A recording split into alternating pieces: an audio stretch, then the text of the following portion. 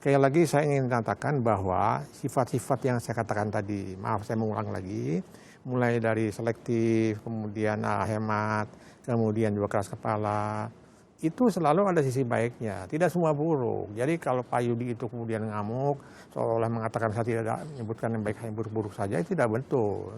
Dia tidak mengerti hal ini, apalagi tidak mengerti ilmu saya. Ya. Nah, masalahnya sekarang, saya memancing berkali-kali dengan pertanyaan apa yang dimaksud dengan pancingan pertanyaan yang memang ada dalam rangkaian yang biasa dilakukan oleh para penyidik di luar negeri. Nah, kan orang semua mengatakan bahwa Jessica itu tenang, tidak bisa kelihatan, susah dibaca dan sebagainya. Di situ kartu truf itu harus dibuka. Senjata untuk memancing dan kemudian ingin lihat reaksinya itu terpaksa dibuka. Maka itu kemarin saya ceritakan. Hasilnya apa waktu Anda pancing dan terbuka itu? Ya, terbuka itu memang ya seperti yang Anda lihat, kemudian dia nangis. Nah, apa yang bisa kita ceritakan? Apa Ya, yang bisa kita lihat dari nangisnya Jessica? Ya artinya tidak sesuai kan. Katanya orang dia tidak mengenal rata saja mukanya, tidak pernah bersedih dan sebagainya. Itu pertanyaan saya itu namanya pertanyaan jebakan. Ya, ada yang fragen dalam bahasa Belanda.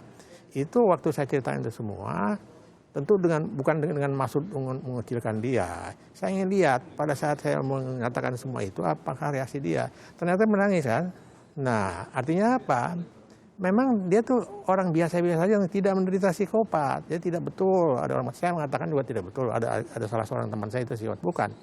Nah, artinya begini, kalau kemudian saya mengatakan itu tanpa menguari penghargaan terhadap Jessica, saya juga merasa terenyuh. Saya juga merasa kasihan begitu. Tapi terpaksa pertanyaan-pertanyaan yang menyudutkan itu dikeluarkan, kepengen lihat reaksinya. Nah, kalau misalnya dia tidak bersalah, dikatakan itu ya orang dia cuma ketawa. Saya nggak begitu. Prof, waktu pemeriksaan kan ada pertanyaan-pertanyaan jebakan yang Anda keluarkan. Ya. Itu pertanyaan semacam apa untuk mengeluarkan apa? Adakah hasil yang menyatakan bahwa Jessica memiliki kecenderungan untuk membunuh? Karena kan tersangka dan terdakwanya hanya satu. Baik, saya akan terangkan begini. Jadi sebagaimana saya katakan tadi, kalau orang punya karakter emotionally unstable personality, itu kan perasaan berubah-ubah, bisa seperti itu. Nah, salah satu ciri dari studi kepustakaan literatur dan terjadi di Amerika, seperti O.J. Simpson. O.J. Simpson itu sudah cerai dengan istrinya, tapi nggak mau dia kehilangan si istrinya. Kemana dia pergi, dia kuntit terus. Ya. Nah, dia nggak mau kembali. Daripada dimiliki orang lain, ya sudah, Anda mendingan mati saja, begitu. Nah, ini kan Jessica ditinggal oleh Mirna, teman-temannya. Oleh salah satu katanya pacarnya putus ya. Jessica putus dengan pacarnya, Jessica ditinggal Mirna maksudnya? Kan tidak berteman lagi. Okay. Dia tidak mau kehilangan itu. Kemudian tidak dekat dengan salah seorang keluarganya. Itu yang membuat dia sedih. Nah, sedih itu bagaimanapun juga bisa orang merasa sakit hati. Sakit hati bisa juga memicu dendam. Dendam itu ada baik ada buruknya. Jadi kalau ciri-ciri tadi kemudian tidak ada pemicunya, maksud saya tidak ada misalnya dia tidak ditinggalkan, ya, nah, dekat terus dengan Mirna dan sebagainya. Dia tidak mungkin dia membunuh, tidak mungkin. Nah, Anda mempelajari ini kan hampir seumur hidup Anda. Berapa persen kemungkinan Jessica ke arah bahwa dia yang melakukannya atau dia yang justru tidak melakukannya? Ya. Lebih condong ke arah mana dari ilmu yang Anda? Ya. Saya ingin katakan bahwa saya tidak mengatakan langsung seperti itu, tapi ya dari perjalanan wawancara, dari gesturnya, dari fisionominya, ya memang pilihan yang paling besar karena tidak ada satupun yang bisa membuktikan bahwa bagaimana gerakan-gerakan yang mencurigakan berkali-kali itu, kecemasan-kecemasan yang terbayang, perbedaan kecemasan antara waktu Mirna belum datang dan sudah datang. Kuantitatif lebih banyak terjadi pada yang pertama sebelum datang. Tapi kualitatif, dia menunjukkan kecemasan yang luar biasa. Kaget, menyesal dan sebagainya. Dan itu ada literaturnya. Ya, dan misalnya, itu tidak wajar? Kalau tidak wajar, misalnya begini, apa artinya ini? Dia sangat, kaget kenapa dia jadi seperti ini. Bisa juga menyesali perbuatannya. Dia begini, yang semula pada waktu pemilihan pertama tidak pernah begitu. Ya. Nah, pada saat Mirna belum datang, dia pun gelisah banyak kan, kelihatan dia lihat kiri, lihat kanan dan sebagainya. Nah, tapi kualitasnya lebih terlihat pada saat sebelum kejadian sudah mau duduk sama-sama, dia mulai gugup.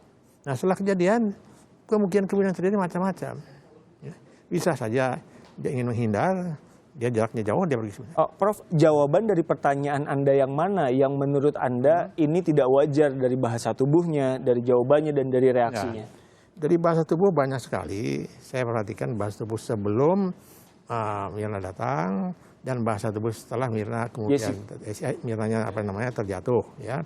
Itu bahasa tubuh kecemasan itu menjadi kunci utama di dalam pelajari gestur itu. Macam-macam, ada 39 tanda-tanda kecemasan. Dan itu sudah diteliti oleh ahli-ahli dan sebagainya.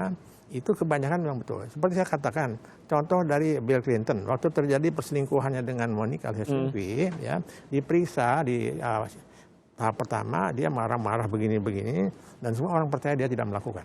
Pada saat juri kemudian meriksa dia, kelihatlah tanda kecemasannya itu, sampai 6 kali lebih dia memegang hidungnya. Itu. Kan orang bisa saja memegang hidung agak gatel gitu. Oke, kalau konteksnya Jessica kian dibuka, kian terlihat atau gimana? Iya, banyak gestur-gestur yang tidak sesuai. Tidak serasi Anda katakan kemarin. Tidak serasi seperti itu. Gestur-gesturnya menunjukkan dia harapan terjadi cepat dan sebagainya. Dia gugup. Dia bisa kenapa jadi begini nih, misal begini ya. Ada lagi yang begini, ada lagi macam-macam lah. Itu hal buruk gestur yang itu. Itu gestur itu menunjukkan bukan hal buruk, tapi menunjukkan ketakutan, kecemasan, kepengen diketahui orang dan sebagainya, dan dia mungkin ada sedikit menyesal dan sebagainya. Itu begini, manusia itu otaknya itu terdiri dari batang otak, ada otak neokorteks, otak yang menyuruh dia berbohong, dan ada otak yang menyuruh dia ada yang mengakui bohongnya, itu otak limbik namanya. Tercermin di mana?